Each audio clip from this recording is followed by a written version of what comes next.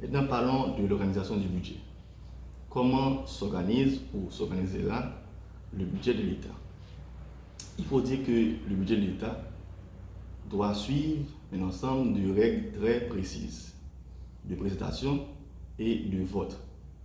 Alors ces règles vont permettre de retracer de manière lisible et sincère l'intégralité des recettes et des dépenses de l'État.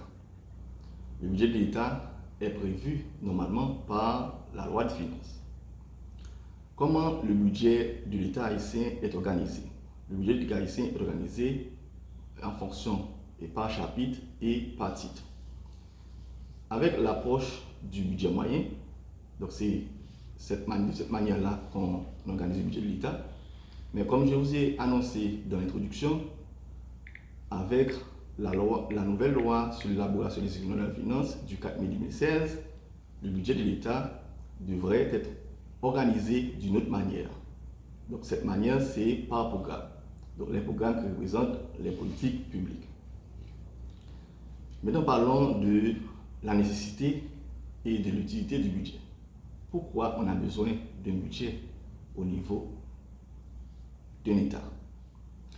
Il faut dire que le budget de l'État, c'est le seul moyen que le pouvoir exécutif a, c'est le seul moyen que le pouvoir législatif a pour contrôler les actions du pouvoir exécutif. Le budget de l'État, c'est un moyen qui permet d'agir sur les politiques publiques. Par exemple, dans le budget de l'État, comme je vous ai dit que le budget a deux grandes composantes, il y a les recettes et les dépenses. L'État peut décider d'agir sur les recettes, c'est-à-dire d'augmenter les recettes fiscales et non fiscales. À ce moment-là, il va y avoir une contraction de l'activité économique.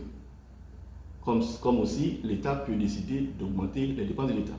L'État peut décider, par exemple, d'accorder beaucoup plus de subventions, ou augmenter les salaires des employés, ou acheter plus de biens et services, ou du moins augmenter l'investissement. D'où l'État peut décider d'augmenter ses dépenses. Maintenant, il faut dire que tous ces moyens-là devraient être autorisés par le pouvoir législatif, qui doit autoriser les recettes et qui doit autoriser les dépenses. Il y a une autre raison et nécessité pour avoir un budget, c'est une raison comptable.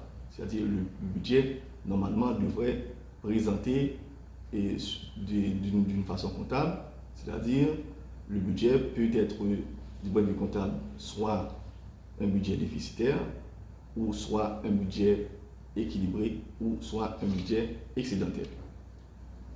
Il faut dire qu'il existe trois types de lois de finances.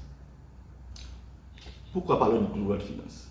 Quand le budget est voté au niveau du Parlement, il devient une loi. Comme je vous ai dit que le budget, normalement, quand il est voté, il devient une loi, qu'on appelle loi de finances. Dans un pays, il existe au moins trois types de lois de finances. Le premier type, ça concerne la loi de finances initiale, qui prévoit et autorise l'ensemble des ressources et des charges de l'État.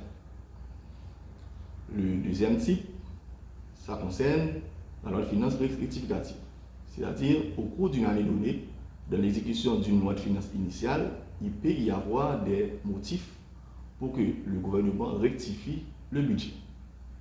Soit, par exemple, il y a une catastrophe naturelle, ou du moins il y a un changement de gouvernement, qu'il va y avoir une nouvelle vision. Toutes ces raisons-là, ce sont des raisons qui peuvent pousser le gouvernement à rectifier le budget. Le troisième type, qu'on appelle la loi de règlement. La loi de règlement, c'est ce qui arrête le montant définitif des recettes collectées et des dépenses exécutées au cours d'une année, ainsi que les déficits ou excédents budgétaires qui en résultent au cours de l'exercice. Voilà, nous venons de vous présenter les trois types de loi de finances: la loi de finances initiale, rectificative et la loi de règlement. Maintenant, le Parlement, pour assurer une bonne gestion financière, une bonne gestion du budget, de façon conventionnelle, on a prévu un ensemble de principes qui doivent respecter le budget. Et l'objectif même de ces principes, c'est de mettre à disposition des outils nécessaires au Parlement devant lui permettre de réaliser convenablement sa mission au pouvoir exécutif. Maintenant, voyons les principes budgétaires généralement reconnus dans une approche du budget moyen. Il faut dire, tout à l'heure, on a identifié deux types de budget. Il y a un budget qui prône une approche de gestion moyenne. Il y a un deuxième type de budget qui est beaucoup plus moderne, qui prône une gestion par programme. Comme Haïti est toujours dans la pratique d'un budget moyen, eh bien, je vais vous entretenir dans cette partie des principes budgétaires les quatre principes de base qu'on appelle les principes classiques pour permettre au Parlement d'assurer une gestion saine et un contrôle efficace du budget de l'État de la République. Le premier principe, c'est le principe de l'annualité du budget.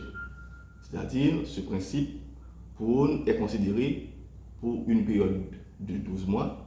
Les transactions sont estimées sur une base annuelle. C'est le principe d'annualité. Le deuxième principe, qu'on appelle le principe d'unité. Ce principe-là couvre deux grandes règles. La première règle, ça concerne la règle de l'unité budgétaire. Il s'agit ainsi d'assurer aux parlementaires d'une bonne lisibilité du budget et donc un contrôle beaucoup plus effectif sur la gestion des finances publiques. Il y a la deuxième règle du principe de l'unité, c'est la règle d'exhaustivité. C'est quoi la règle d'exhaustivité? C'est une règle selon laquelle toutes les dépenses de l'État et toutes les recettes de l'État sont reprises dans le document et ce qu'elles sont soumises en même temps à l'autorité budgétaire qui est le Parlement pour approbation. C'est-à-dire toutes les dépenses de l'État et toutes les recettes de l'État devraient être figurées dans un document pour approbation, ce qu'on appelle la règle d'exhaustivité du budget. Donc le troisième grand principe classique du budget, c'est le principe d'universalité, on appelle aussi principe de généralité. Ce principe-là, c'est le principe selon lequel toutes les recettes couvrant l'ensemble des dépenses se décomposent en deux règles. Il y a la règle de non-compensation, c'est-à-dire aucun service administratif n'est autorisé à se procurer par eux-mêmes des ressources en dehors des crédits qui ont été préalablement définis. C'est-à-dire aucun service au niveau de l'administration publique haïtienne n'est autorisé à procurer des ressources eux-mêmes, ce qu'on appelle la règle de non-compensation. La deuxième règle du principe d'universalité, c'est la règle non-affectation. C'est-à-dire les services, les entités publiques ne peuvent pas faire des affectations ou des affectations. C'est le pouvoir exclusif du Parlement. Parlons maintenant du quatrième principe, c'est le principe de spécialité. C'est-à-dire, dans ce principe-là, chaque crédit doit avoir une destination et être utilisé dans un but spécifique afin d'éviter toute confusion entre les différents crédits. Donc, le principe de spécialité est extrêmement important pour une bonne gestion saine des finances publiques.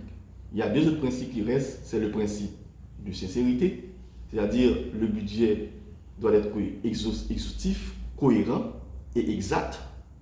Les informations financières doivent être exhaustives, cohérentes et exactes. Et le dernier principe, c'est le principe d'équilibre. Alors, généralement, le principe d'équilibre n'est pas souvent respecté parce que généralement, les budgets sont toujours déficitaires.